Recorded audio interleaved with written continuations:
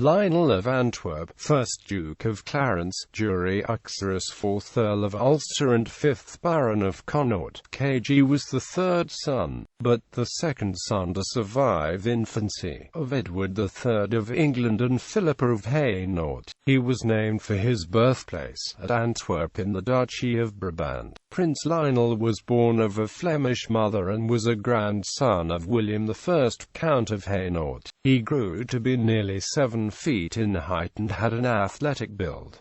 First marriage. Betrothed as a child to Elizabeth de Burgh, 4th Countess of Ulster, daughter and heiress of William de Burgh, 3rd Earl of Ulster. He was married to her in 1352, but before this date he had entered into possession of her great Irish inheritance. He was called Earl of Ulster from 1347, Ireland, having been named as his father's representative in England in 1345 and again in 1346. Lionel joined an expedition into France in 1355, but his chief energies were reserved for the affairs of Ireland. Appointed governor of the country, he landed at Dublin in 1361, and in November of the following year was created Duke of Clarence, the third dukedom created in England, while his father made an abortive attempt to secure for him the crown of Scotland.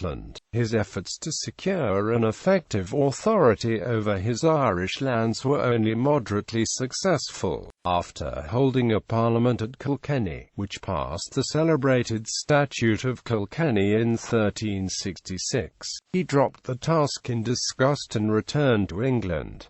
The poet Geoffrey Chaucer was at one time a page in Lionel's household. Second marriage. After Lionel's first wife Elizabeth died in 1363, a second marriage was arranged with Violante Visconti, daughter of Galeazzo Visconti, Lord of Pavia. Journeying to fetch his bride, Lionel was received in great state both in France and Italy and was married to Violante at Milan in June 1368.